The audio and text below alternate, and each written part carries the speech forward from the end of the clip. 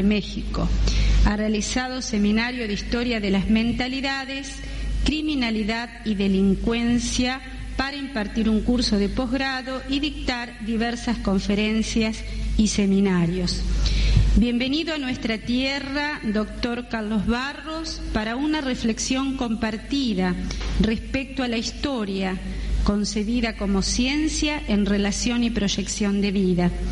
Abrimos el capítulo de Historia Debate en la génesis de un nuevo siglo.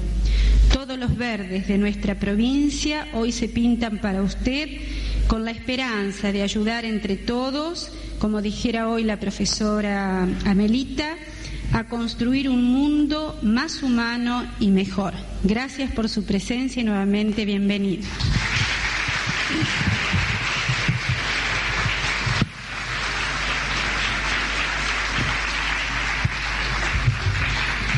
Muchas gracias y buenos días. Yo me encuentro como en mi propia casa. Comentaba con algunos colegas que los gallegos, yo en mi caso soy gallego auténtico, de Santiago de Compostela, hemos contribuido en una cantidad enorme de casos a través de nuestras familias a la construcción de la Argentina. Los problemas de ustedes son nuestros problemas. Bueno, en primer lugar, formalmente, saludar y desear los mayores éxitos, y nosotros estamos contribuyendo a través de nuestra red internacional a ello, a la profesora Amelia Galetti, compañera de tareas en la red Historia Debate, y saludar y agradecer pues todo el esfuerzo para que este congreso tuviera lugar y yo pudiera estar aquí para contribuir a ello, pues a las autoridades políticas y militares que ya no están, y muy especialmente al rector de este colegio histórico, que yo no entendía por qué, siendo colegio Urquiza y teniendo un nombre formal, se decía colegio histórico, y nada más entrar ya me di cuenta porque aquí se vive la historia, aquí uno le dan ganas de ser historiador, ¿no? En este colegio, en esta ciudad. Saludar también al ministro de Educación y Ciencia, que es un colega, y alguna otra más autoridad que a lo mejor me puedo dejar atrás. Saludaros a vosotros, colegas, amigos. Es muy grato comprobar que la mayoría de este público serán esos futuros historiadores que nos sucederán en un plazo no relativamente, en nuestras tareas, en un plazo no relativamente largo. Yo, lo primero de todo es, como he hecho en otros actos académicos, en Mar del Plata y en Buenos Aires, mostrar la solidaridad de nuestra red, que abarca ya 100 universidades en los 5 continentes, con la comunidad universitaria argentina, que atraviesa por un momento difícil. Y dicho eso, decir que esa solidaridad la extendemos a todo el pueblo argentino. Vivimos con preocupación los que vemos la Argentina como parte de nosotros mismos. Vivimos con preocupación esta situación de crisis social, cultural, económica y política. Creo que el sentimiento patriótico puede actuar de cemento para recordar que hay un pasado, y sobre todo para luchar por un futuro mejor, algo a lo que queremos contribuir los historiadores de Concepción del Uruguay, de Entre Ríos, de la República, del mundo, ¿no? Del mundo. Yo reflexionaba mientras atendía con atención al acto inaugural, que en todo caso quizá a lo mejor no es un, no sé, con eso no digo mucho, pero visto desde fuera, tal vez recordar que esta crisis, que es feroz y que estáis padeciendo, recordar que es una crisis pacífica, que no produce desaparecidos, que no produce muertos. Y eso, a lo mejor, en un mundo además donde estamos viviendo un ambiente de terrorismo y de guerra, pues es algo positivo dentro de lo mal que puedan estar las cosas, y es algo que os puede animar a tener esperanza en el futuro desde la historia, porque la historia del siglo XX para Argentina, y en mucho mayor grado para España, pensar en el año 36-39, pues fue una historia de destrucción y de muerte, ¿no? Y ahora, aprendiendo de la historia del siglo XX, creo que seremos todos capaces, desde Argentina, desde España, desde América del Norte, del Centro, del Sur y desde Europa y desde otros lugares, a luchar por un siglo XXI más pacífico, más feliz, más humano, y desde eso vamos a contribuir, o queremos contribuir desde un ámbito académico como es el nuestro, es nuestra trinchera, ¿no? En fin, termino esta parte de formar. Considerar que cuando teníais vuestras 3 banderas aquí, que entre ellas estaba, imaginároslo, y yo puedo hablar con toda seguridad, en nombre de los representantes políticos y de la sociedad civil de Galicia y de España, estaba la bandera de Galicia y la bandera de España. Estamos con vosotros. Bien, ahora entramos ya en la parte más académica y más crítica. Yo espero que, le decía de broma y en serio a colegas y amigos, que este criticismo lo soporten los clavos que sujetan los cuadros, los próceres que han salido de este colegio y que han hecho este país, que a veces nosotros mitificamos, pero que ellos mismos van a comprender mucho mejor lo que yo quiero defender aquí. Es decir, que la historia la hacen los pueblos, ellos lo saben, porque muchas veces esos pueblos eran los que iban detrás de ellos cuando llevaban la bandera, y algunas veces delante. A lo mejor no en estos casos, no conozco tanto la historia argentina, y algunas veces delante. Por lo tanto, vaya por delante ya esta preocupación de las grandes escuelas historiográficas del siglo XX de situar la historia de los grandes hombres en el marco más decisivo, más importante de la historia de los pueblos, de la gente común. Estaba sentado en esta fila y en la segunda fila estaban las autoridades militares, y estaba recordando yo un hecho un poco conocido del origen de la Escuela de los Anales, para muchos la escuela renovadora de la escritura de la historia más importante del siglo XX.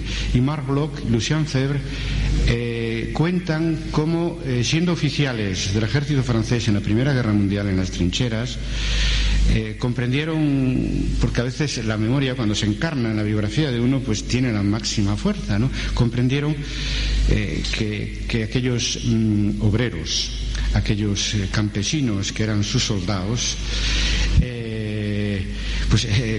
era lo que le daba todo el sentido al ejército francés y a la defensa de la nación francesa. Ellos, que venían de una élite académica más que social, en todo caso de una élite, hablaban después de que la historia que tenemos que hacer los historiadores es la historia del hombre común, porque habían vivido la experiencia, fueron muy condecorados como oficiales franceses, y habían vivido la experiencia de hacer la guerra, que es la parte más heroica, pero también la más sufriente de la historia, junto con esa población de gente común, de gente anónima, que son los desvelos, o deben ser los desvelos, y el gran objetivo, porque es una historia oculta que hay que sacar a la luz de los historiadores que nos consideramos herederos de la renovación historiográfica del siglo XX. Bien, el título de mi conferencia en el programa está como la propuesta historiográfica de Historia de Debate. Yo ya la titularía de otra manera, ¿no? El manifiesto historiográfico de Historia de Debate, defensa e ilustración, porque es un texto resumido en 18 proposiciones que hemos empezado a difundir principalmente por internet, pero que podréis leer en el primer número de Hablemos de Historia, de vuestra revista, que es una revista que nace en la provincia, pero que de entrada ya tiene un eco y ha creado unas expectativas internacionales, y que publicará el texto completo. Por lo tanto, yo no voy a ir punto por punto resumiendo, explicando un texto. Hemos elegido conscientemente el término de manifiesto como por lo que tiene de provocativo, por lo que debe hacernos pensar, por el debate que debe promover y que es fruto de 8 años de encuentros, debates y tanto en internet como presenciales. Acabo de tener el gusto de reencontrarme con María del Carmen Ríos de la Universidad Litoral de Santa Fe, que conocí en el primer congreso en 1993 cuando nació Historia Debate. Yo espero que mi defensa e ilustración del manifiesto, en fin, os haga pensar. Decía que está pensado para promover el debate, va a producir sorpresa alguna de nuestras proposiciones, y por lo tanto os pido que seáis benignos y estamos dispuestos, quizá no en este escenario, pero habrá otras posibilidades, y nuestra lista de correo electrónico y nuestra página web está abierta a todos vosotros para que nos opinéis también críticamente sobre nuestra propuesta crítica, que hagáis la crítica de la crítica, porque nosotros, que no nos consideramos depositarios de ninguna verdad absoluta, porque somos laicos y porque somos Historia Debate, estamos dispuestos a escuchar vuestras opiniones distintas y tenerlas en cuenta para la renovación que periódicamente pensamos de hacer de nuestra plataforma historiográfica, que ha tenido el gusto de ver y de comprobar la utilidad de que el representante de la historiografía argentina en este grupo reducido que hemos elaborado, que nos han ayudado a elaborar el manifiesto, pues sea la profesora, compañera y amiga Amelia Galetti.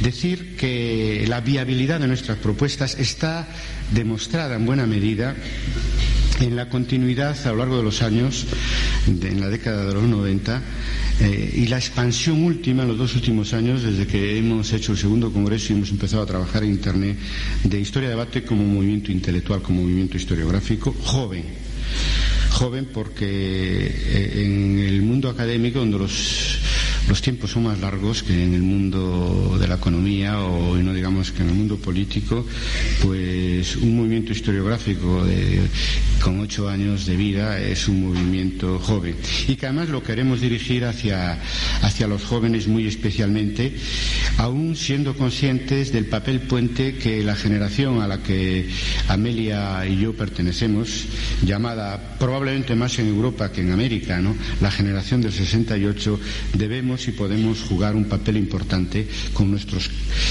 balance de claro y oscuro como generación. Bien, lo primero que destaca de nuestra propuesta es que somos o queremos ser la primera tendencia historiográfica latina en la historia de la historiografía, ¿no? De entrada, ya digo, latina, pero de alcance global. En nuestra red, tanto participación de congresos como en Internet, están representados hasta 40 o 50 países, pero el grupo mayoritario está constituido por historiadores de prácticamente todas las universidades de España, América Latina, con especial participación de la comunidad universitaria argentina, y Estados Unidos, especialmente los profesores de origen latino de historia de un número elevado de universidades norteamericanas. Esta comunidad latina internacional constituye probablemente el 70% de la composición de nuestros congresos, o de nuestra lista de correo electrónico, o de los visitantes a nuestra página web www.h-debate.com. Toca así de nueva tecnología para romper un poco este hielo y esta distancia que a mí me es muy difícil saltar, ¿no?, por la propia estructura de la sala, ¿no? ¿Por qué de España y América Latina, y por qué de común acuerdo las comunidades académicas de historiadores de España y América Latina estamos alimentando esta joven corriente historiográfica? Bueno, nosotros partimos, como toda la historia académica, de la matriz universal que significó el positivismo, ¿no?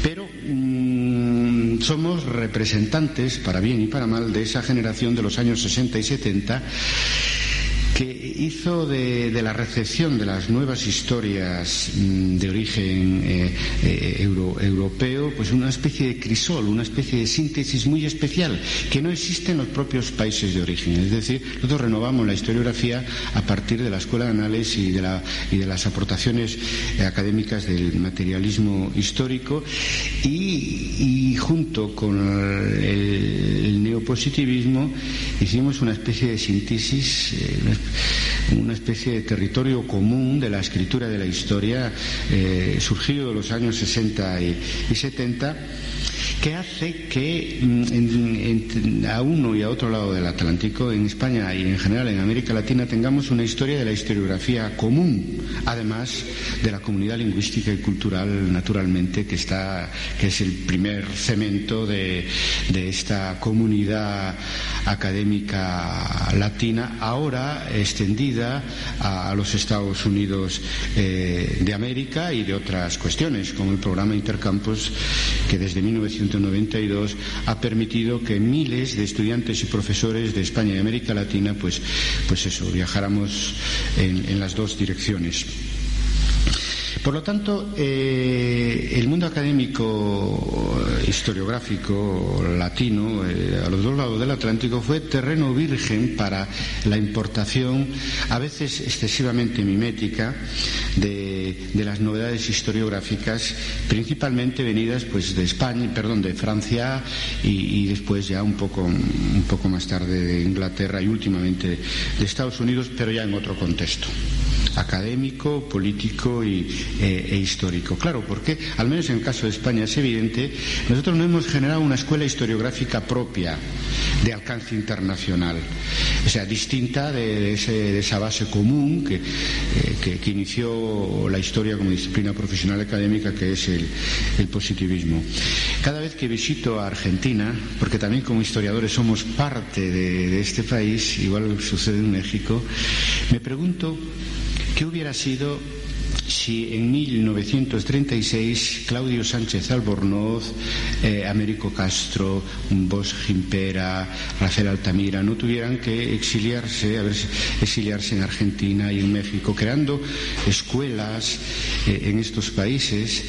En el caso de Sánchez Albornoz es una auténtica proeza, porque un país que no tiene historia medieval tiene una magnífica escuela de medievalistas, ¿no? Como es Argentina, es una muestra de cosmopolitismo, de comprensión universal de lo que es la historia de los pueblos magnífica. Sánchez Albornoz, que pasa por ser el representante de la historiografía más tradicional, y lo fue, y sin embargo él en vida incluyó ya la renovación que supuso el paso de la historia política a la historia económica social, y él incluso en vida incluyó la novedad que ahora de moda supuso el paso de la historia económica social a la historia de la vida cotidiana, incluso a hacer converger la ficción y la vida cotidiana y la historia, por ejemplo, en su trabajo sobre la ciudad de León en el año 1000. Es decir, entraban muchas ideas en la cabeza de don Claudio. ¿Qué hubiera sido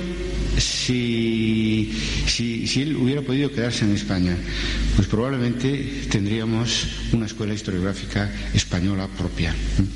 Si no fue así, en los años 60 y 70, como pasó en América Latina, renovamos la historiografía, pues eso, un poco tratando de imitar y de recoger, si se puede decir aquí el término en el sentido que yo lo digo, que yo creo que sí, pues todas las aportaciones renovadoras que venían principalmente, en nuestro caso, atravesando los Pirineos de Francia, la Escuela de Anales, la historiografía marxista, sobre todo a través de Pierre Vilar y otras, ¿no? Bien, por lo tanto, terreno virgen y el retraso aparente en un momento dado o real en un momento dado puede transformarse posteriormente en ventaja, y esto es lo que está sucediendo hoy.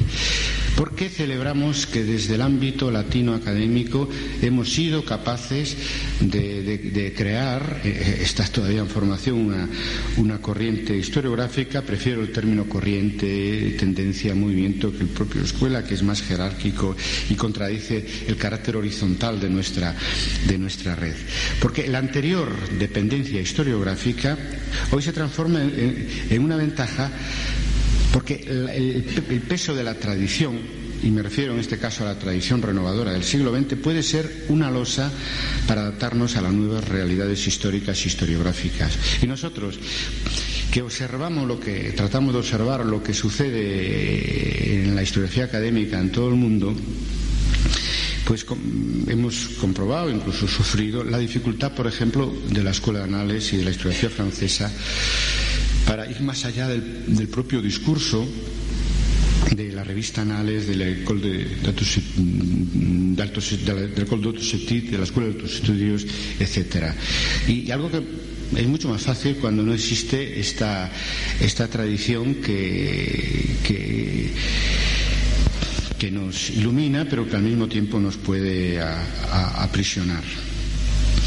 Bien, ¿y por qué ahora, en el tránsito del siglo XX al siglo XXI? Muy sencillo, porque estamos viviendo lo que algunos incluso califican de un cambio civilizatorio, ¿no? Un cambio histórico que se inició con la caída del muro de Berlín y que no le vemos todavía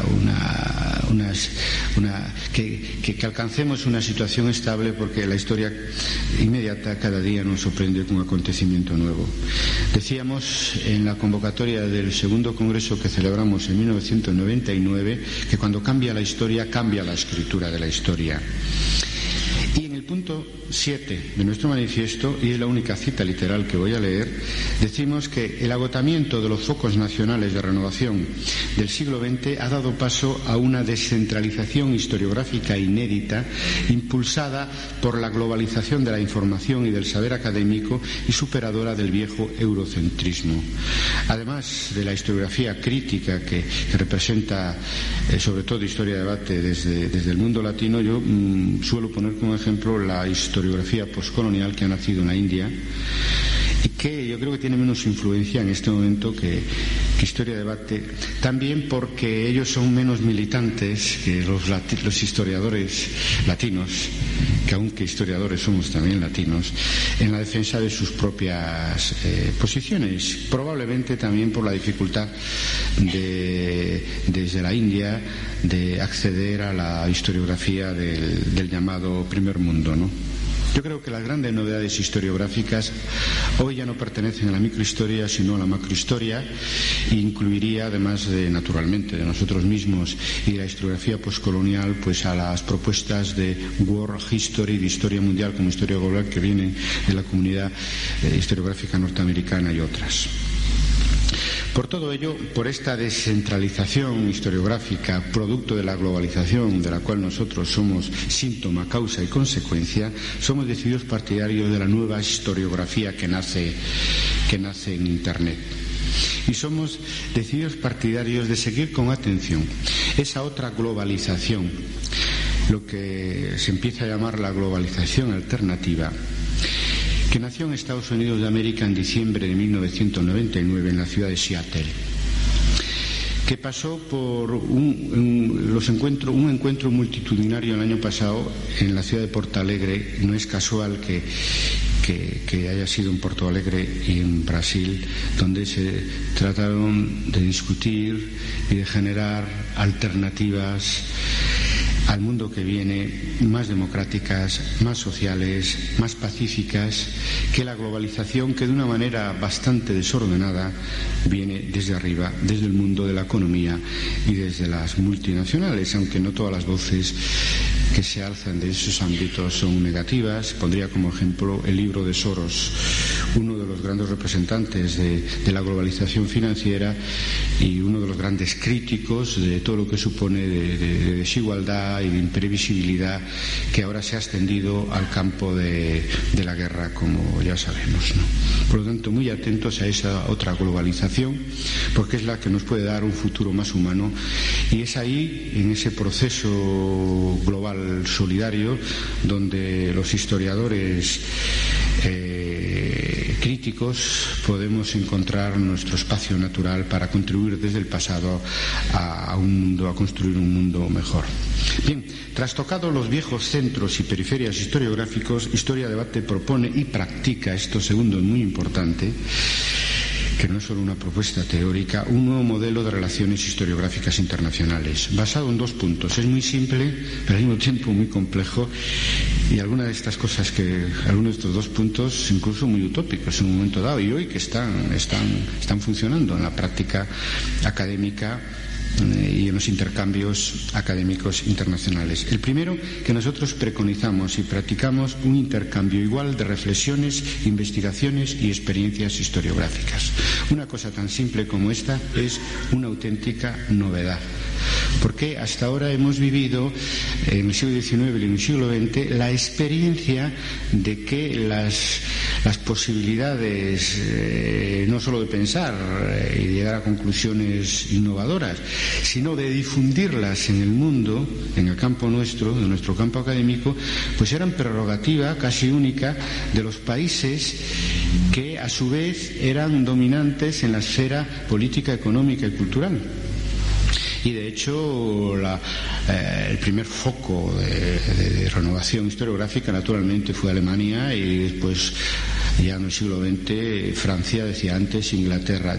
Siempre cuando llego aquí tengo que añadir que ahora Estados Unidos, pero ya no de la misma manera, entre otras cosas porque la comunidad historiográfica norteamericana no tiene una propuesta única, no ha generado una escuela única, y aunque ha provocado los debates de filosofía política de la historia más jugosos y que tienen más incidencia no solo en el campo académico, sino en el campo político, como es.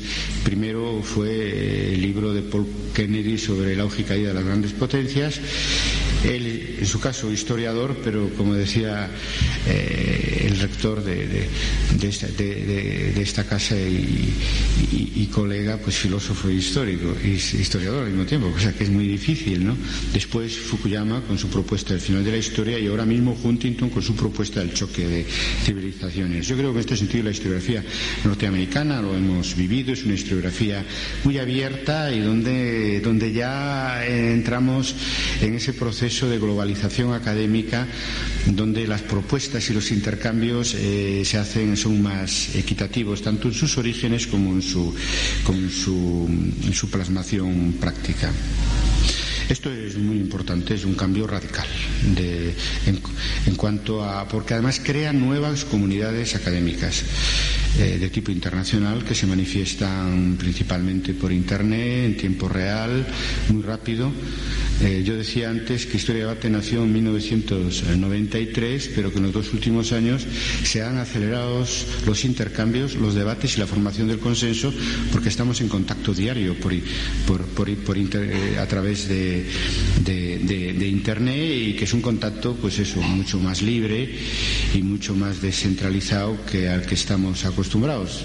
Y de la otra forma, pues teníamos la experiencia de vernos en los congresos cada 5 o 6 años, ¿no? Es muy distinto, ¿verdad? Es un cambio radical, revolucionario en el sentido de las comunicaciones, de la aceleración de los debates, de la formación de consensos. Y no olvidemos que la Internet nace en el mundo académico, ¿no? Nace en el mundo académico y está más extendido en el mundo académico que en el resto de la sociedad. La otra propuesta del nuevo modelo de relaciones historiográficas internacionales es lo que yo llamaría, porque hay que utilizar términos nuevos para las realidades nuevas, en este caso académicas, ¿no? Y no solo académicas, multiculturalismo historiográfico.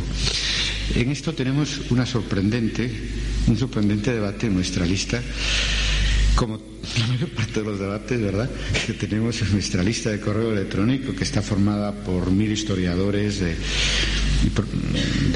todo el mundo.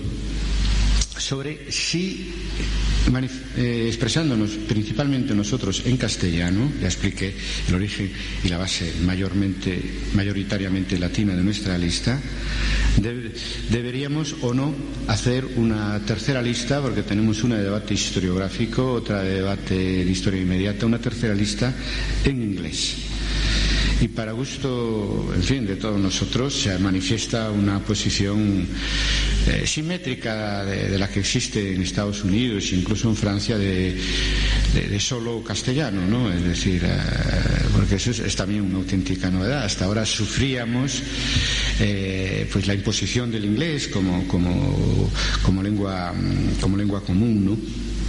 Claro, nosotros de entrada hemos expresado la posición, digamos, oficial de Historia de Debate, lo cual no quiere decir que coexistan en nuestra red opiniones distintas, porque es que además es lo que da sentido y explica nuestro nombre, Historia de Debate. Y es que desde siempre nos hemos preocupado porque en nuestros congresos hubiera traducción simultánea, al menos al francés, al inglés, que resulta enormemente caro, pero gastamos el dinero con gusto porque tenemos que comunicarnos entre colegas de realidades muy distintas y necesitamos las traducciones en las actas que presentaremos mañana a las 19 horas en este mismo local. Podréis comprobar cómo las ponencias y las intervenciones en la mesa redonda están cada una en su idioma original, y en internet, cosa que desconocía a la mayor parte de los miembros de la lista, hay un 15% de colegas de un número elevado de países que leen de una manera muy sacrificada y que, en fin, que nos entusiasma, leen los mensajes en castellano a través de una penosa traducción automática. No tenemos medio para hacer traducciones profesionales al inglés. Y reflexionando sobre al hilo de este debate bastante apasionado, como todos nuestros debates, ¿no?, por internet, yo llegaba a la conclusión que los castellano parlantes estamos en mejores condiciones que los angloparlantes o que los colegas francófonos para este multiculturalismo. Yo soy de los que no me creo que vamos a una lengua franca que nos unifica a todos, en este caso el inglés, y muchos ingleses y norteamericanos, sobre todo académicos, tampoco lo creen. Decía en este debate un colega norteamericano que es provinciano en Estados Unidos, pues defender el English only, solamente inglés, y por lo tanto ser incapaz de leer otras aportaciones académicas en francés, en italiano, en español, etcétera. Hay algunos historiadores norteamericanos lo critican como provincialismo, ¿verdad que sí? Entonces, ¿cómo pasar de unas comunidades académicas encerradas en su propio país a un mundo académico globalizado? Yo decía antes que estaban mejor preparados los castellano parlantes que los colegas que se mueven, en fin, académicamente en su propio país, en inglés, en francés, en alemán, etcétera, porque nosotros siempre hemos tenido la necesidad de aprender francés, de aprender inglés para usarlos en nuestra biografía. Para nosotros es natural, es la manera natural de trabajar en relación con e informados de lo que sucede en el mundo. Muchos colegas latinoamericanos y desde luego de Argentina han hecho sus tesis doctorales. Bueno, en Francia en España ya es distinto, pero en Francia, en Estados Unidos, incluso en algún caso en Alemania, estamos mejor preparados que nadie para este multiculturalismo historiográfico. Por eso nosotros no vamos a ceder, ¿verdad, Amelia? Y vamos a mantener la defensa de nuestra lengua como lengua de cultura, como lengua de escritura de la historia, pero al mismo tiempo vamos a permanecer abiertos al inglés, al francés, y demostrar con el ejemplo. Y creo que en este sentido se entiende lo que yo quería decir antes con esta metáfora, este juego de palabras de la ventaja del retraso, ¿no? Bueno, vivimos entonces un cambio de paradigmas historiográficos que está muy inserto en el acelerado cambio histórico que se inició con la caída del muro de Berlín, y que el último hito fue la caída del 11 de septiembre y la caída por la acción terrorista de las Torres Gemelas y lo que viene a continuación. Cada día nos depara, por lo menos cada mes, cada cierto tiempo, la historia inmediata nos depara una sorpresa. Porque decíamos que la caída del muro de Berlín pues supone un antes y un después, un hecho histórico trascendental, y así fue, pero sucedieron otros que también fueron trascendentales, y el 11 de septiembre todavía no tenemos capacidad para ver sus consecuencias históricas. Nosotros ya hemos iniciado el 11 de septiembre un debate en nuestra lista de reflexión sobre el 11 de septiembre, y necesitamos un poquito, no mucho más de distancia, para ver también cómo va a aceptar a nuestros debates historiográficos y a la escritura de la historia en el siglo XXI. De todas formas, yo en los últimos tiempos, los colegas que asistieron al segundo congreso lo saben, estoy muy preocupado porque la crisis, solemos hablar poco de la crisis historiográfica porque nos consideramos más allá. Yo lo decía en una entrevista que me hicieron ahora unos jóvenes estudiantes avanzados, decían ellos. Decía que un poco preocupados, decía que nosotros nos considerábamos ya más allá, es decir, de la crisis, que estábamos construyendo los nuevos consensos, estábamos participando en perfilar lo que va a ser la escritura de la historia en el siglo que comienzan, ¿no? Pero no negamos que venimos de una crisis historiográfica donde lo viejo y lo nuevo se revuelve de tal manera que produce fenómenos como este, que es que la vieja historia que difundió el historicismo alemán a finales del siglo XIX retorna con una enorme fuerza. Por eso que nosotros nos mantenemos en una posición de criticismo renovado, que yo trataré de perfilar aquí sobre este fenómeno. Decir que nosotros respetamos enormemente la historiografía, que a veces cuando empleamos el término tradicional, pues parece que tiene resonancias negativas, pero fue la primera versión científica de nuestra disciplina, lo que permitió que la historia pasara de ser una afición de escritores normalmente o de políticos a una actividad profesional con estatus académicos, científica. Por lo tanto, que se entienda esto desde el punto de vista de una generación, la mía, que participó en una renovación historiográfica importante, tan importante probablemente como la primera, la instauración de la historiografía positivista, y que vemos con preocupación que la vieja historia en temas y en focos se haya puesto de nuevo de moda sin demasiado debate. Nosotros tratamos de provocar ese debate y a veces incluso forzamos ese debate para decir, si planteado así, es la historia del siglo XXI va a ser la historia entendida como escritura de la historia, va a ser la historia del siglo XIX. Lo decimos con preocupación, ¿no? Porque, por una razón muy simple, porque el contexto histórico en el que nació el positivismo 100 años después no es el contexto histórico que aquí hemos esbozado, la globalización, en fin, pasó mucha agua debajo de los puentes, ¿no? Para que ahora la historia profesional pues se gire alrededor pues de biografías muchas veces no renovadas o de enfoques donde el empirismo se convierte en el único criterio metodológico. Y diciendo esto, obviamente no niego que es la base necesaria, pero no suficiente para hoy hacer una buena historia. ¿Por qué este retorno de la vieja historia, no? Yo creo que es consecuencia, primero, de la crisis de la historia renovada del siglo XX, de análisis y materialismo histórico. Segundo, algún intento fallido que casi pasó desapercibido, pero que algunos, desde luego yo he seguido de cerca, como es el tournant critique, el viraje crítico que en 1989 la Escuela de Análisis quiso imprimirle a su movimiento, que tiene un gran arraigo académico y que son ya 60 años de renovación historiográfica, que no es poco, y que fracasó realmente entre 1989 y los primeros años de la década de los 90. Y creo que ha contribuido mucho a la vuelta de la vieja historia esa fuga hacia adelante que supuso, hablo ya en pasado porque creo que es un fenómeno en declive, la propuesta posmoderna que negaba la objetividad y la cientificidad de nuestra disciplina, que enaltecía la propia fragmentación de nuestra disciplina o el todo vale, etcétera.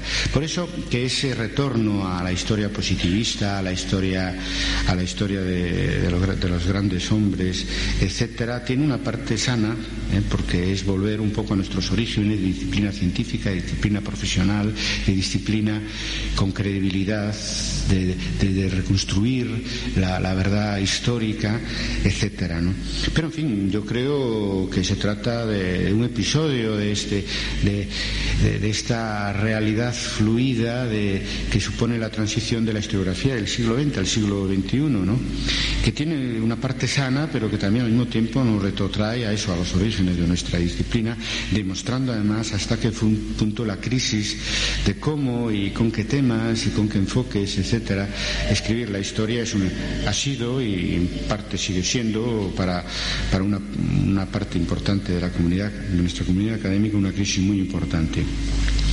Cuando a principios de los años 90 se empezaban a recuperar por parte de historiadores renovadores, es decir, de formación analista y marxista, los grandes temas de la historiografía tradicional, nuestra vía y nuestra postura, que sigue siendo nuestra postura, es decir, bien, abrámonos a todos los temas, todo es historia. Yo esto me gusta decirlo mucho, pero bueno, aquí he visto que ha sido el emblema de una revista, en fin, así de divulgación, pero es una frase correcta. O sea, todo lo que tiene que ver con el pasado histórico debería ser tema de investigación, o puede ser tema de investigación para los historiadores. Y Jacques Le Goff, probablemente el representante vivo de la Escuela de los Anales más prestigioso en este momento, en el primer Congreso de Historia de Debate nos gratificó con una ponencia que hablaba de los retornos de la historia, y él proponía algo que se está practicando y con buenos resultados, es decir, llenar los odres viejos con vino nuevo, es decir, nuevos enfoques a temas de historia tradicional, como puede ser historia militar, historia diplomática, historia narrativa, historia biográfica, etcétera. Y estamos en esa línea, pero hoy, quizá muy influido por lo que está sucediendo en España, yo lo considero insuficiente y creo que hay que volver al espíritu crítico sobre las limitaciones de este tipo de historia. En España lo que está pasando es que en la transición de la dictadura a la democracia se crearon comunidades autonómicas. En la práctica somos un Estado federal, y cada comunidad autónoma fomentó la historia, pues naturalmente, de su región o de su nacionalidad, y cometimos el grave error, la comunidad historiográfica española, de abandonar, salvo en la enseñanza y con manuales antiguos, la historia de España.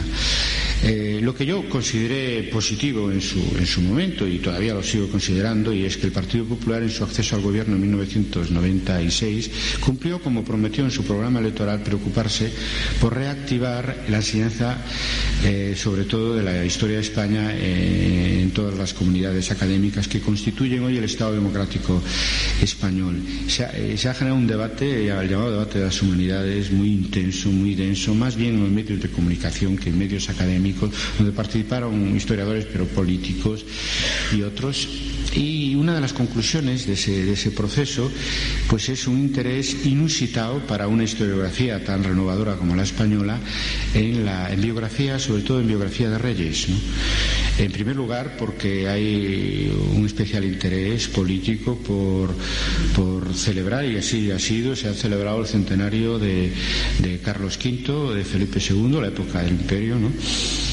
Y ahora pues se inicia la celebración también del aniversario de los reyes católicos, y eso ha generado una cantidad enorme de biografías, muchas veces reiterativas, diciendo cosas que ya se sabía, y muy pocos casos, nuevas biografías, que es lo que realmente necesitamos. Y este fenómeno no es solo español, porque en Estados Unidos planteábamos esto y nos decían que bueno, que allí eso hace tiempo ya, que incluso nunca se ha ido como actividad no divulgativa, sino como actividad académica, profesional, esto de centrar la atención del historiador en lo que aquí llamáis próceres, ¿no? Y que yo no niego que haya que investigar, pero en su contexto y no solamente, ¿no? Porque Urquiza es muy importante, pero también hay que hacer la biografía de las personas que le ayudaron, ¿no?, a construir este país. Eso ha sido siempre un poco la visión. Por lo tanto, yo creo que hay que recordar la crítica arranque a Langlois y Señogós de que la historia no solo la hacen los grandes hombres, sino que lo hace el conjunto de la población, de que el objeto del historiador no es exactamente construir el pasado tal como fue, porque nosotros incluimos mucho de nuestra subjetividad para empezar nuestros propios conocimientos, mayores o menores, de metodología de historiografía. Y también los valores que llevamos pues desde este presente. Por eso algo de verdad había en aquello que, si se aplica moderadamente, insisto, es cierto de que toda historia es contemporánea. Por lo tanto, la historia es construir el pasado tal como fue desde cada presente. Eso lo sabemos, ¿no? Por eso se renueva la visión de cada hecho histórico conforme pues se producen los recambios generacionales o de enfoque historiográfico. O aquello de Langlois y Señogós de que la historia se hace con documentos, y que ya Lucián Ferro le contestó sí, pero con todos los documentos, y que hoy desde Historia de Debate decimos sí, y con lo que no son documentos, por ejemplo con fuentes orales o con restos materiales y otras muchas cosas. Yo, diciendo esto, no defiendo que reeditemos las nuevas historias, porque algo falló en lo que aplicamos y defendimos en los años 60 y 70, porque si no, no estaríamos en este momento pues planteándonos críticamente si la historia del siglo XXI va a ser la historia del siglo XIX. Uno de los aspectos que más cambian la historia que hacemos los historiadores es la influencia que nos viene desde fuera, desde el exterior de los muros de la academia. Por eso en el punto 8, y quizás sea algo que sorprenda a algunos, hablamos de recuperar la autonomía del historiador, siempre relativa, porque nosotros nunca defendemos posiciones absolutas, frente a los medios de comunicación social, las grandes editoriales y aquellos poderes públicos interesados en la historia, y que de una manera clara tratan de influir en los temas y en los enfoques, a veces en las hipótesis y en las conclusiones de nuestra investigación. No siempre, ni no todos. La prueba es que a mí me consta que las autoridades políticas y las instituciones que han financiado este congreso, no tengo ni que preguntarlo, nos han dejado plena libertad a los académicos para desarrollar nuestras ideas, y yo eso además lo vivo cada vez que hacemos un congreso de Historia de Debate en cada Sacobeo, en cada año santo compostelano, donde don Manuel Fraga Iribarne, pues en el acto inaugural pues dice las palabras rituales sobre la inauguración del Congreso, y a renglón seguido el coordinador del Congreso, o sea yo mismo, permitirme esta cita personal, muestro mi agradecimiento a la Xunta de Galicia por habernos dado los medios para reunirnos historiadores de todo el mundo para discutir sobre el estado de nuestra disciplina sin condicionamiento político, historiográfico, ideológico, cultural alguno. Por lo tanto, cuando digo esto, digo no todos, ni siempre, pero efectivamente es una vía de influencia clave para comprender la influencia política, mediática, de las grandes editoriales que han perdido ese espíritu, muchas de ellas ese espíritu fundacional de servicio cultural, y que se mueven, claro, por la rentabilidad económica de los libros que se editan, ¿no? Es una vía de influencia clave, decía, para comprender el regreso de la vieja historia acontecimental, heroica, militar. ¿Esto cómo contrarrestarlo desde la academia? Bueno, primero organizándonos como en tendencias. Y Historia de Debate es una comunidad organizada de historiadores en todo el mundo para reconquistar el margen que tenemos, que es grande, para decidir sobre el perfil de nuestro trabajo, sobre qué investigar y cómo investigar. Nosotros decimos que queremos cambiar la manera de escribir la historia y contribuir modestamente a los cambios históricos que están en marcha. Lo segundo no es tan fácil, no tenemos esa capacidad, que está más en manos de los pueblos, de los políticos, de los sectores sociales y económicos, etcétera. Pero lo que yo reivindico es que al menos en lo tocante a la escritura de la historia sí tenemos un margen amplio para decidir nosotros mismos qué investigar y cómo investigar, entre otras cosas, porque estamos hablando de una disciplina con 100 o 150 años de historia como actividad y como saber académico, y porque además de esa manera hacemos nuestra pequeña contribución a la historia que sucede fuera de los muros de la academia. Y yo además creo que podemos contrarrestar lo que podemos considerar influencias negativas externas al trabajo de los historiadores, fomentando la pluralidad de la relación entre la academia y la sociedad, entre el historiador y la historia de los acontecimientos que estamos viviendo como personas.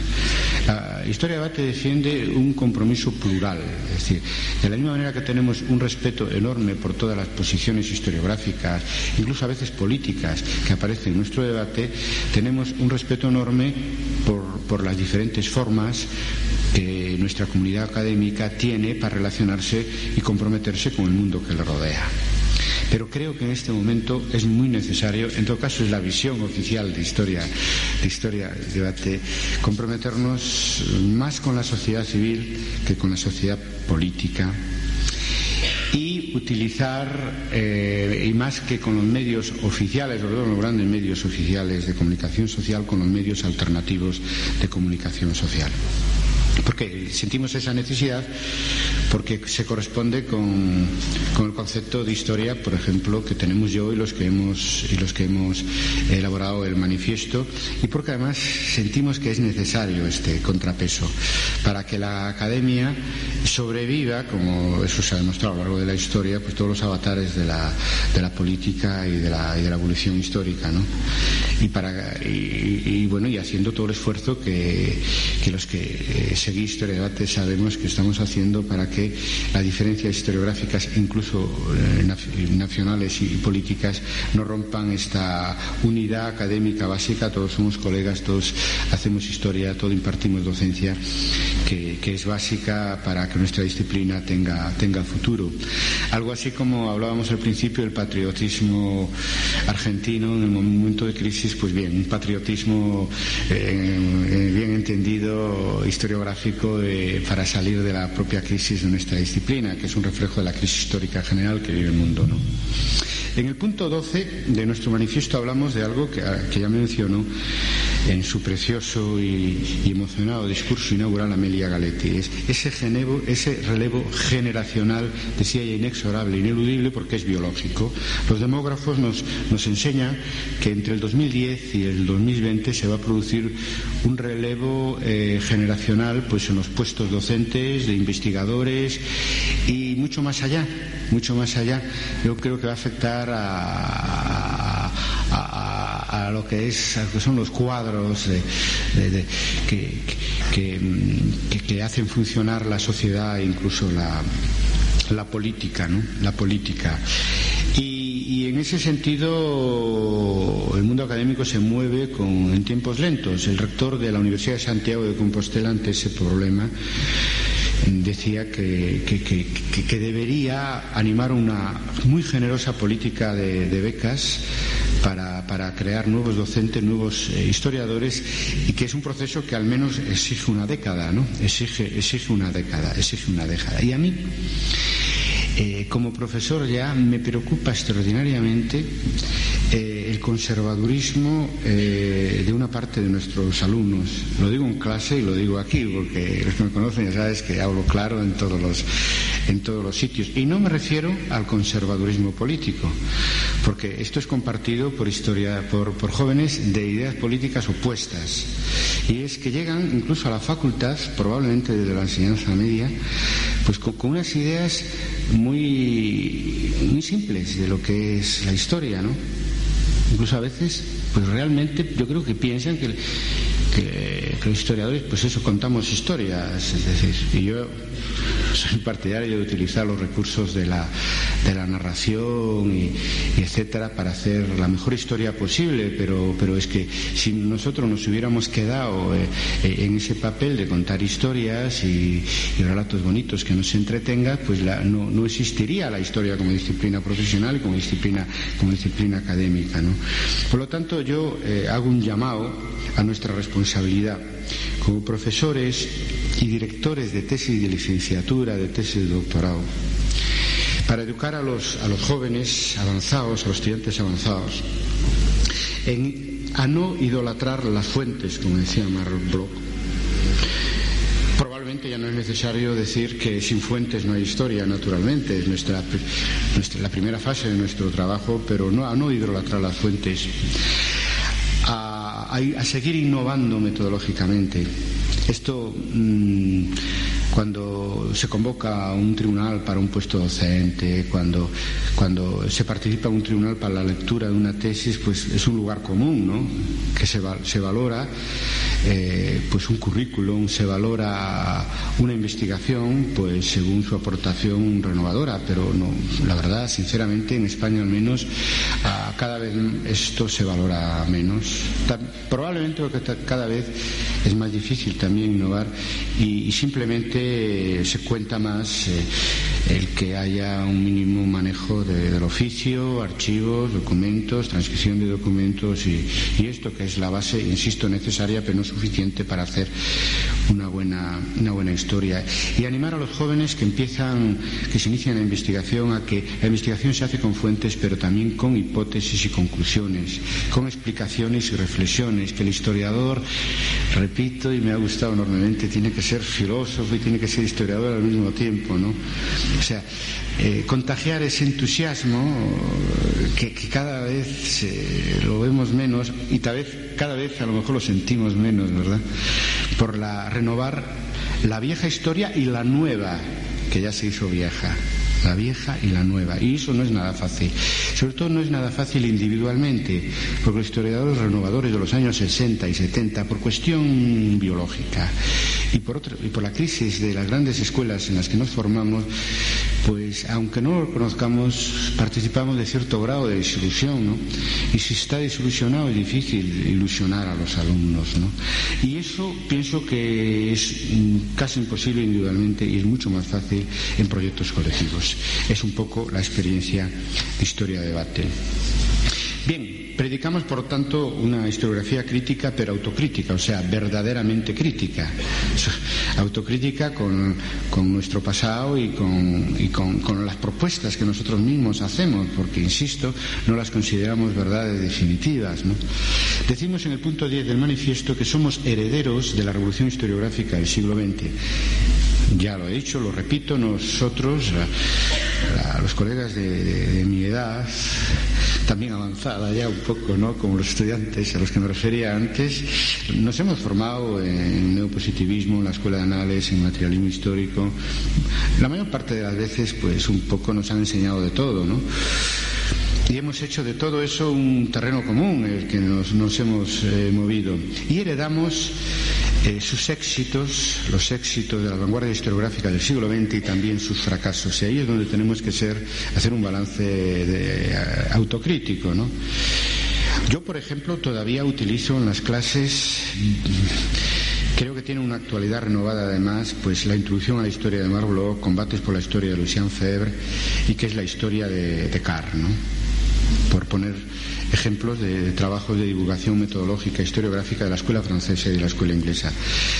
Y hoy, como retorna a la vieja historia, pues siempre es un clásico de metodología e historiografía útil, ¿no? Y críticos incluso, y algunas de las propuestas incluso hoy siguen siendo avanzadas, ¿no? Pero eso son textos escritos hace 40 años en el caso de Bloch y 60 años en el caso de Descartes, ¿no? Son textos que han envejecido ya, que difícilmente pueden reflejar los debates historiográficos del siglo XXI y la realidad histórica del siglo XXI. Han envejecido bien, pero han envejecido. Y en ese sentido vamos a seguir enarbolando la nueva historia, pero muy conscientes de que pertenece más al pasado que al presente y al futuro de nuestra disciplina. Y sobre todo debemos ser especialmente rigurosos a la hora de ver, de criticar y de ver nuestros propios fracasos, o sea, los fracasos de la escuela de análisis de la historiografía marxista, incluso de ese neopositivismo que nos iluminó un momento dado pues con la historia cuantitativa, con las monografías regionales, con la demografía histórica, que fue asumido también por historiadores de las otras escuelas, sean análisis, sea marxismo. Lo primero que yo diría en cuanto a fracaso de las corrientes historiográficas que nos precedieron es ese movimiento pendular entre una historia objetiva y una historia objetiva. O sea, pasamos de la historia política del positivismo a una historia económico-social, estructural de los años 60 y 70. Y estas mismas escuelas, a finales ya más bien de los 70, volvieron otra vez a una historia subjetiva desde otro punto de vista. Historia de las mentalidades en Francia, historia de los movimientos sociales, pasan presa en Inglaterra. Es como el péndulo de Edward Allan Poe, ¿no? O sea, que no hemos sido capaces de pararlo. Bueno, en la versión del diccionario de la Real Academia, de pararnos, de decir, bueno, quieto, ¿no? Es incluso como un péndulo infernal. Por ejemplo, uno de los grandes científicos sociales del siglo XX, ¿no? Karl Marx. Pues es que en su obra, y los herederos nunca, hubo algún intento, pero nunca fueron capaces de trascender esta dicotomía entre historia objetiva según el materialismo histórico e historia subjetiva. Por ejemplo, historia objetiva, contribución a la crítica de la economía política, donde dice que las revoluciones sociales son consecuencia de que las fuerzas productivas en su desarrollo chocan con las relaciones de producción. Todos tuvimos profesores que nos lo explicaron, al menos los en nuestra generación. Y después en el manifiesto de 1848 dice que la historia de la humanidad es la historia de la lucha de clases. El marxismo nunca fue capaz de darnos realmente una síntesis objetiva, subjetiva de la filosofía de la historia, que fue muy influyente entre los nuevos historiadores de los años 60 y 70. Y los fundadores de Anales, para superar la historia política, lanzaron dos grandes bloques de nuevas líneas de investigación. Uno, la historia económica y social, y otro, la historia de las mentalidades. Otra vez, objetivo y subjetivo. Los segundos Anales desarrollaron la historia económica y social. Los terceros Anales de Georges Duby, Lucien y Jacques Le Goff, la historia de las mentalidades. Yo creo que el gran reto para el siglo XXI, para la historia y para las ciencias sociales, es investigar, impartir docencia, trabajar con dos ideas a la vez en la cabeza. Hacer una historia objetiva y subjetiva, analizando lo objetivo y lo subjetivo en cada caso concreto. Probablemente, si lo enfocamos así, encontraremos algunas obras históricas que nos han precedido donde esto se consigue, pero muy excepcionales, y es muy difícil. Y es la línea para innovación innovadora que nos queda cara al futuro. Es decir, enfoques globales, objetivos y subjetivos, etcétera. Por eso, en punto 1 del manifiesto hablamos de una ciencia con sujeto. Tener en cuenta que hay un doble sujeto que influye en el trabajo del historiador. Primero, el propio historiador, que establece una relación dialéctica interactiva con su objeto de investigación. Y segundo, o al revés, el orden, probablemente el agente histórico, que establece una relación dialéctica interactiva con el medio geográfico, económico que lo rodea y con la herencia que recibe de las generaciones anteriores. El agente histórico, cuando lo ha intentado, ¿ha cambiado la historia? Sí, en la medida que las realidades objetivas y que la herencia recibida se lo ha permitido. Y a veces ese intento de transformación histórica pues ha dado lugar a fenómenos incluso degenerativos, como ya sabemos, por infravalorar el peso objetivo de la historia, ¿no? Por lo tanto, yo creo que eso es lo primero. A partir del fracaso, que viene ya del positivismo. El positivismo separaba al objeto y el sujeto, ¿no?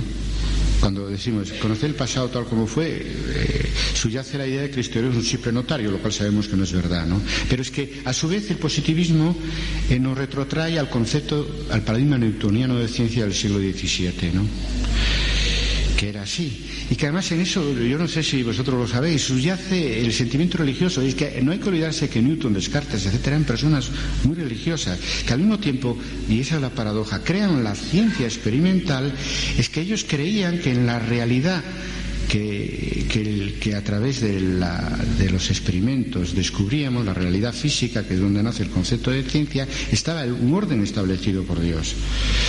Por eso que la laicización del concepto de ciencia ha sido un proceso tremendamente lento, y hoy son naturalmente los físicos y de los científicos de la naturaleza quienes nos lo están diciendo, ¿no? Saben que la teoría del Big Bang explica el origen del universo mientras no haya una teoría mejor, mientras nosotros no descubramos una teoría mejor. Y por lo demás, libertad religiosa, pues hay científicos que creen que el punto inicial del que salió el universo pues es en realidad una metáfora de la creación, según el Génesis, ¿no? de la Biblia. Bueno, pero eso no tiene nada que ver. O sea, de lo que se trata es que hoy está muy asumido en la comunidad científica el hecho de que el historiador lo que hace es descubrir unas verdades relativas que se van sucediendo, y que eso es la única verdad científica. Y eso es, ese concepto de ciencia es reaplicado a la historia, es lo que nos puede permitir hacer una historia global y una historia relativa. Yo, en un artículo que fue un poco la conclusión del primer congreso que celebramos en 1993, propongo algo que encuentra siempre muchas resistencias entre los colegas. Yo digo que no es cierto que la historia, por no ser capaz de reflejar exactamente la realidad del pasado, deje de ser una ciencia, porque el concepto actual de ciencia, ya desde principios del siglo XX, pero nos hemos enterado tarde, es relativo, y eso es, hay que tocar el tambor continuamente hasta que entre en nuestra cabeza ese concepto de ciencia, que es el que permite reiniciar otra etapa científica de la historia, y también combatir esa idea que nos viene desde la literatura principalmente, que es propia también de la crisis de la historia, de que la historia es una rama de la literatura que no podemos naturalmente aceptar, aunque solo sea por espíritu de supervivencia profesional y académica, porque por escribir novelas nadie nos va a pagar para investigar y explicar la historia. Creo que otro error de la nueva historia de los años 60 y 70 es esa descalificación radical que se hizo del positivismo en enfoques y temas. Se dijo, y así fuimos formados, que la historia positivista es una historia historizante, superficial, incluso reaccionaria. Todavía algunos autores aún piensan que toda historia narrativa es necesariamente conservadora en términos políticos.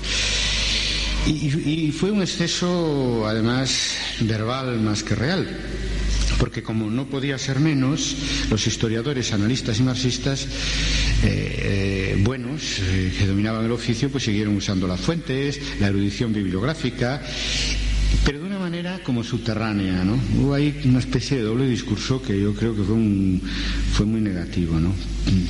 Y que además hizo que permaneciera que el objetivismo e incluso el academicismo de las viejas escuelas del siglo XIX, a pesar de que estábamos diciendo que nosotros ya desde los primeros artículos de los fundadores de Anales pues preconizábamos, ya se dice allí, una historia, pues, y también de la historiografía social inglesa, una historia objetiva, subjetiva, pero no etcétera, y no solo académica, sino pendiente de lo que sucede en el social, en el mundo, en la sociedad que nos rodea. Por lo tanto, yo creo de verdad que lo que más ha perturbado el proyecto de la nueva historia es no hablar claramente, y probablemente por tres propuestas que han sido las que peor han funcionado.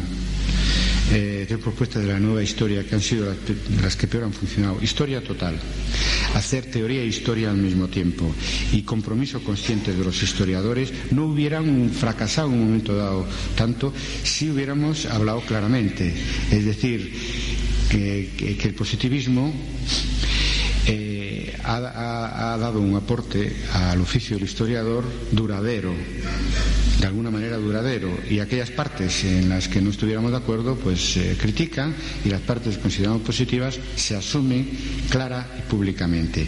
Claro, la nueva historia se impuso una pugna académica con los viejos historiadores, y ahí pues era necesario pues colocar etiquetas, y era necesario pues decir negro y blanco, ¿no? Por lo tanto ahí había pues no solamente una lucha de ideas y de concepción historiográfica, sino también una lucha política en el interior de la academia. Pero hoy tenemos que ser notarios de los fracasos para en el futuro, por ejemplo, ser más coherentes entre lo que se dice y lo que se hace, y predicar esta coherencia entre teoría y práctica, ¿no? Porque si no, en vez de posiciones historiográficas que aplicamos en nuestras investigaciones, investigamos de una manera y después públicamente defendemos unas, por razones que sean, de prestigio o de lucha académica, unas posiciones historiográficas que no tienen que ver con las investigaciones que hacemos. Y después trabajar de nuevo con dos ideas a la vez. Y del positivismo, igual que de la Escuela de Análisis del Materialismo Histórico, ante un nuevo siglo, ante una nueva etapa de la historia y de la escritura de la historia, tenemos que decir con lo que nos quedamos y lo que criticamos. Porque aunque nosotros somos muy partidarios de Thomas S. Kuhn y de lo que ha aportado a la historia de la ciencia, y que nosotros aplicamos mucho para entender la evolución historiográfica en el pasado y en el presente de nuestra disciplina, él habla en su libro La estructura de las revoluciones científicas que las disciplinas del saber académico evolucionan a través de rupturas, a través de revoluciones científicas.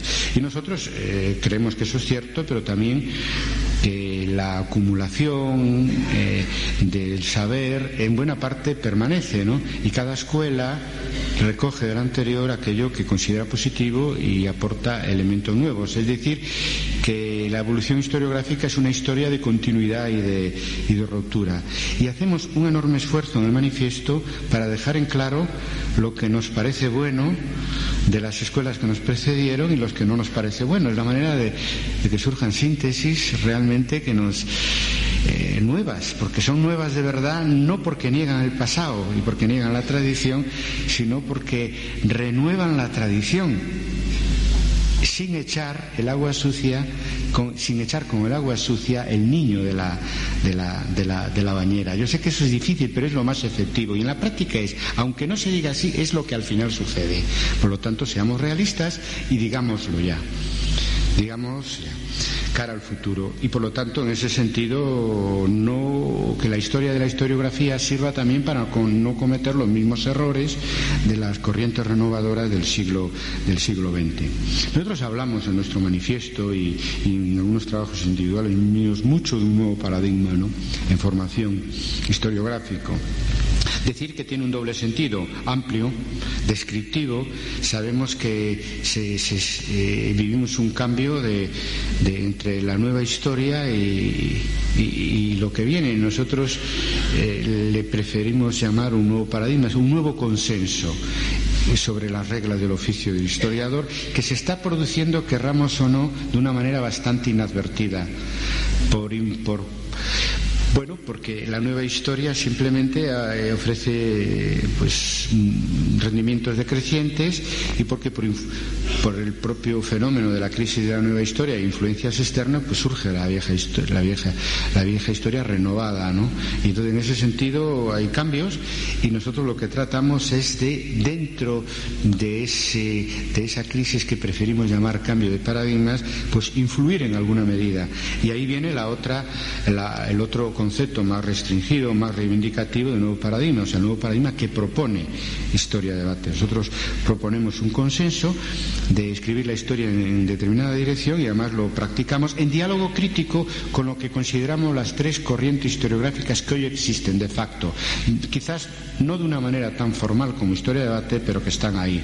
Una es los colegas que piensan que hay que continuar escribiendo la historia de una manera estructural, en fin, centrado en la economía y la sociedad, separado de la política o separado de las mentalidades, etcétera, y el continuismo de la historiografía de los años 60 y 70. La segunda corriente, ya lo he dicho antes, no insisto, son las propuestas posmodernas, y la tercera es el positivismo. No digo neopositivismo, que forma parte, yo lo entiendo, de las corrientes renovadoras del siglo XX, sino que me refiero al positivismo clásico, a von Ranke, y que están además dentro de nuestra red, muchos sin saberlo, porque es una adscripción en corrientes de facto que nosotros hacemos, pero que nosotros necesitamos, digamos, de alguna manera clasificar las posiciones que están en debate para nutrirnos de ese debate, nutrirnos de ellas y hacer nuestras propuestas superadoras y críticas, equivocándonos, con riesgo de equivocarnos en algunas cosas, pero con una voluntad de rectificar cuando creemos que algunas de nuestras propuestas pueden no ser correctas. Por lo tanto, ya repaso y voy finalizando.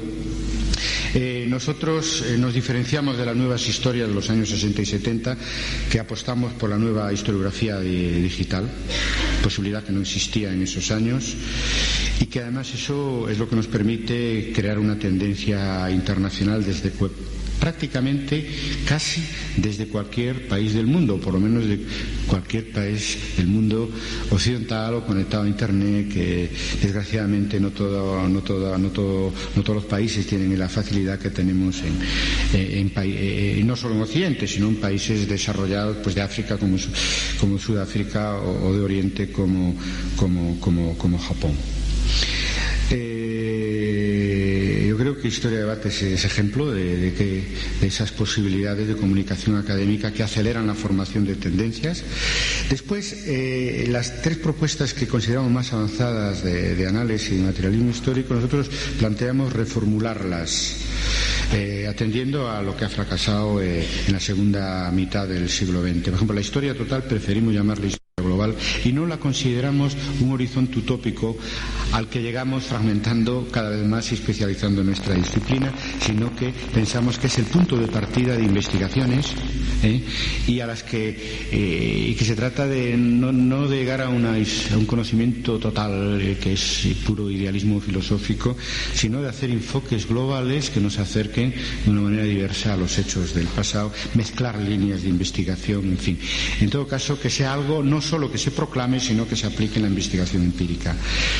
En cuanto a la reflexión metodológica, historiográfica, teórica, en vez de dedicar una atención circunstancial, todavía se dice que un gran historiador, pues en algún momento de su vida académica, pues hace unas reflexiones, publica una pequeña obra. No, nosotros creemos que a esto hay que prestarle atención permanente, y que no debe ser obra solo de los grandes historiadores, sino de todo historiador, que debe de introducir en sus investigaciones elementos de metodología, de historiografía y de teoría.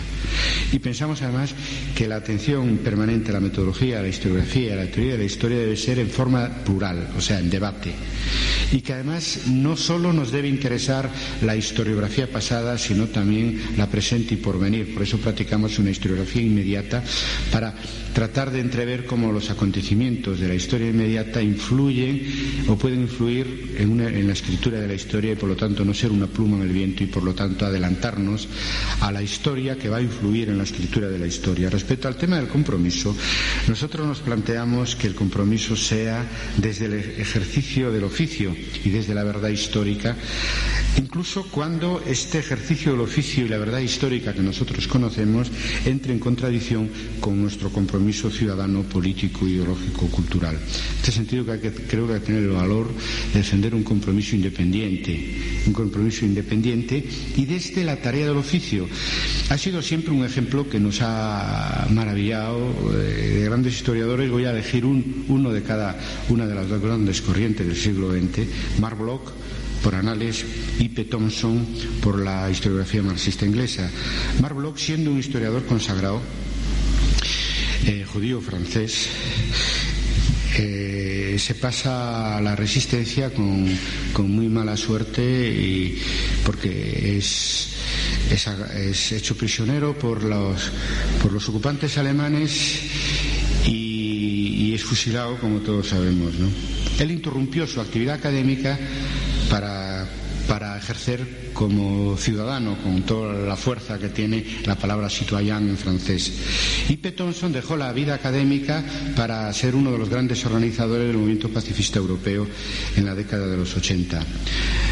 Nos parece un compromiso, en fin, altruista, maravilloso, como ciudadanos, pero no es, digamos, lo que más nos preocupa en el concepto que nosotros tenemos de compromiso de historiador, del compromiso intelectual. Nos preocupa qué podemos hacer para mejorar el mundo que vivimos desde nuestro oficio, etcétera. Preocupación que también estaba en Marlowe y P. Thompson, Quiero decir, no se trata de que tengamos que dejar la academia, etcétera, para llevar a cabo, como todavía hoy se hace. Yo pondría como ejemplo al profesor Matoso, de un medievalista muy prestigioso de Portugal, que en el cenit de su vida deja la vida académica para ir a enseñar niños a una ex colonia portuguesa en Oriente, ¿no? Son ejemplos maravillosos, humanamente maravillosos, pero que a nosotros nos interesa discutir qué podemos hacer en la docencia y en la investigación.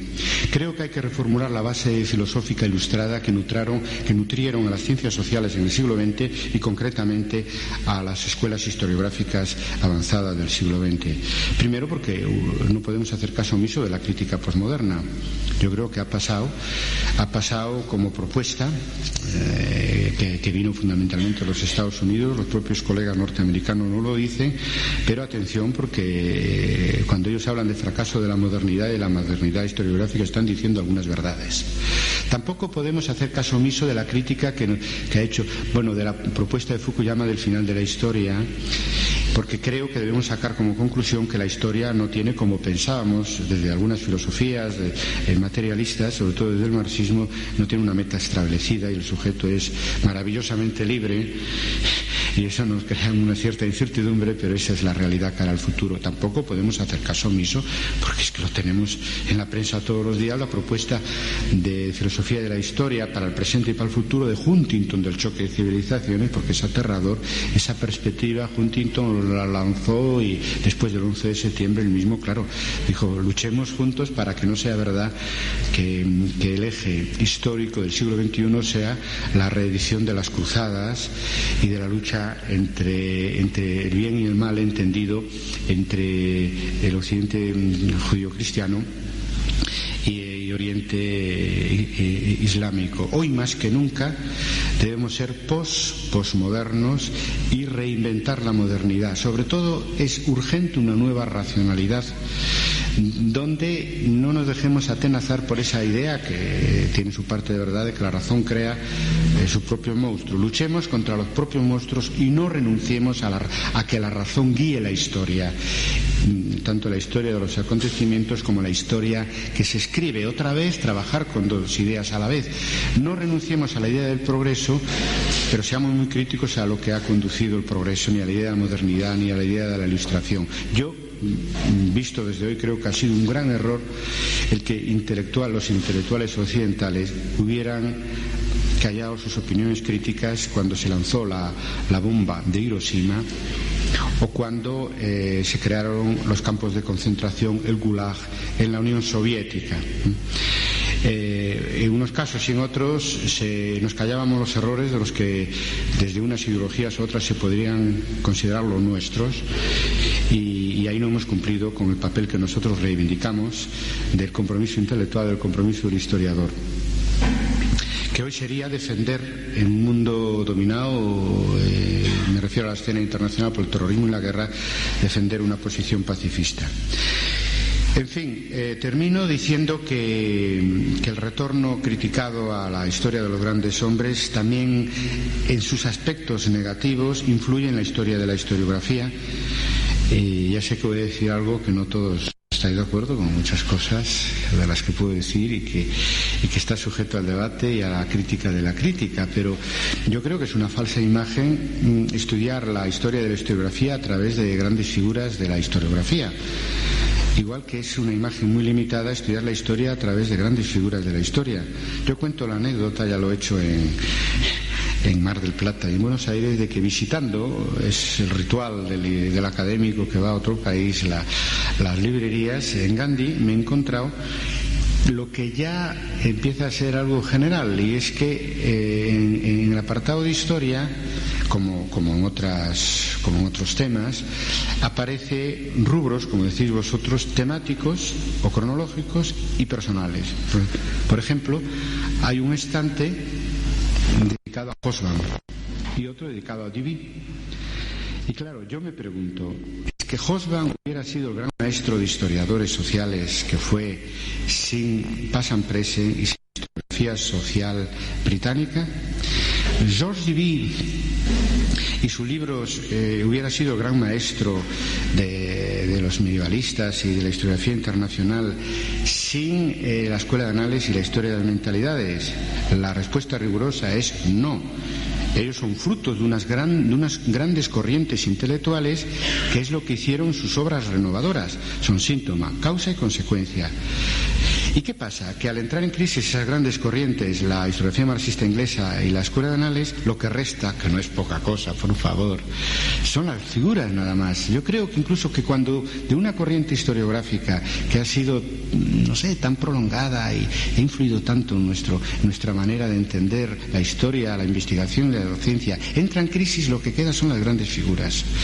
Y nosotros creemos que hay que crear nuevas corrientes que ya probablemente sean ya otras generaciones, creen las grandes figuras del siglo XXI, pero hay que empezar desde la base, que es lo que intentamos hacer desde historia debate, ¿no? Desde historia debate. A mí me preocupa además que esta idea religiosa, ¿no?, hacia los grandes maestros de la historia de historiografía del siglo XX dificulta, y por lo tanto la concepción elitista de la evolución de nuestra disciplina dificulta, sobre todo a los más jóvenes, a pensar por su propia cabeza y por lo tanto a ser protagonista de las innovaciones historiográficas que necesita la historia y la historiografía del siglo XXI. No lo digo gratuitamente, lo digo porque tenemos que proyectar el concepto nuevo de la historia al concepto nuevo de la historia y de la historiografía por razones de futuro, no por razones de pasado. Si pensamos, como creo que pensamos todos, que nuestra disciplina tiene un futuro, no solo tiene pasado. Y yo creo que sí, y lo tenemos que construir ya. Por lo tanto, pienso que esta actitud de democratizar la escritura de la historia y los debates historiográficos, o sea, de democratizar la discusión de lo que será la historia en el siglo que ha comenzado, es capital en el momento en el que vivimos ahora mismo. Todos tenemos algo que decir. Sean historiadores consagrados como historiadores normales, sean profesores, incluso sean estudiantes avanzados. En fin, termino y nosotros nos proponemos como tendencia historiográfica nuevo tipo, latina, global, digital, abierta, centrada en la reflexión y el debate, pero en la práctica empírica también. Yo quiero decir, por si me olvido repetirlo mañana en la presentación de las actas, que el 99% prácticamente de los que participamos en nuestra red y los que hemos participado en nuestros congresos somos historiadores, cada uno en su línea de investigación, en su época histórica, que dedicamos el grueso del tiempo a la investigación empírica y que no vemos de la metodología, de la historiografía y de la filosofía de la historia una especialidad. O sea, que aplicamos eso que predicamos, que hacemos un especial esfuerzo que cada vez yo creo que tiene que ser menos de tarde en tarde para reflexionar sobre lo que hacemos, lo cual podría parecer como muy elemental. Pero yo comienzo mis clases diciéndole a los alumnos de que en historia también hay que pensar, no solo hay que copiar documentos. Y eso sabéis que una disciplina con una tradición empírica tan fuerte como la nuestra y que no la pierda jamás, naturalmente, hay que decirlo, porque probablemente a un sociólogo, a un filósofo así, pues no hay que insistirle tanto como en el caso de un historiador, sobre todo en el caso de un joven historiador. Nosotros deseamos que surjan otras tendencias historiográficas, estamos interesados para clarificar las posiciones en debate y para estudiar el territorio común en el que nos vamos a mover en la escritura de la historia del siglo que comienza. Pronosticamos un siglo XXI cooperativo y por lo tanto, ya algo he dicho y completo ahora, nosotros no vemos el compromiso del historiador con la sociedad como un compromiso de partido, que muchas veces fue un compromiso sectario. En nuestra experiencia, lo digo también autocríticamente.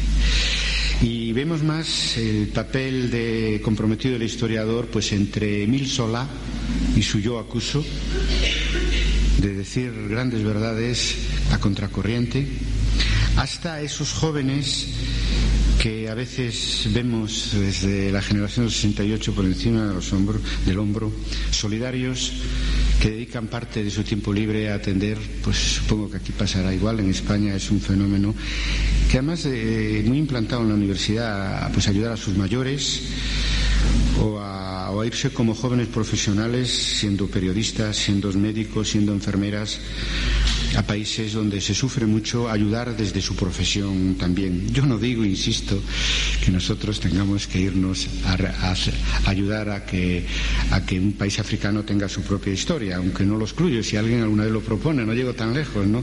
Digo que debemos, no sé, saturarnos de ese éter solidario que mueve el final del siglo o el comienzo del siglo XXI y que hace incluso que se produzca esta paradoja de que los Estados Unidos arrojen una bomba en Afganistán y a renglón seguido pues una caja con víveres. Claro, los pobres afganos no saben si el avión va a arrojar la bomba o la caja de víveres, pero que ellos tengan la necesidad de arrojar también los víveres indica ese halo solidario con ese 2/3 que permite que en 1/3 del globo pues tengamos un grado mínimo de bienestar. Es algo que le debemos a la historia y también desde la historia.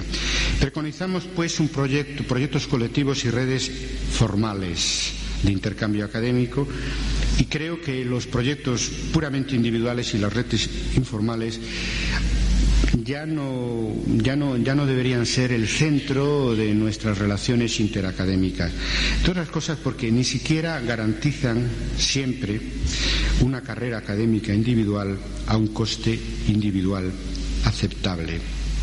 Si es verdad esto, si el siglo XXI será cooperativo,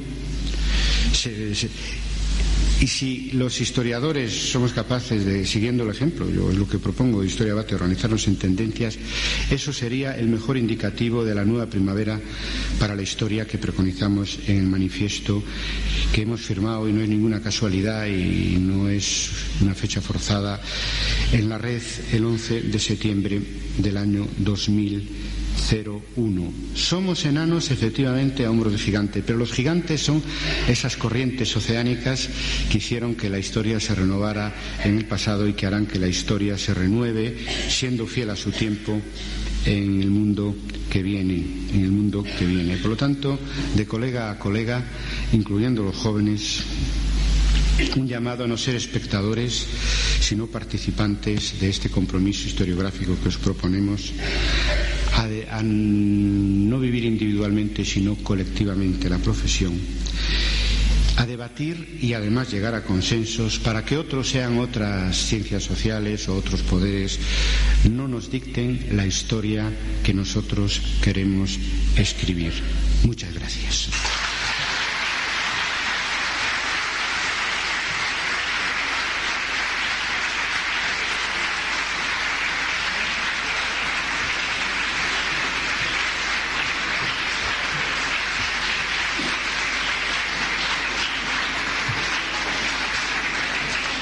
Nuestro sincero y cálido agradecimiento al doctor profesor Carlos Barro por ayudarnos a pensar la historia, desde la historia a debate y uniéndonos a su deseo desde lo que seguramente nos está haciendo falta a esta altura de la historia, que es generar la cultura de la solidaridad desde ese cooperativismo que quizás desde lo académico, desde lo social, desde todos los ámbitos de la vida nos va a ayudar a ver un mundo mejor para nuestros hijos. Muchas gracias. Gracias a vosotros y perdón porque me he prolongado creo que excesivamente. Está disculpado.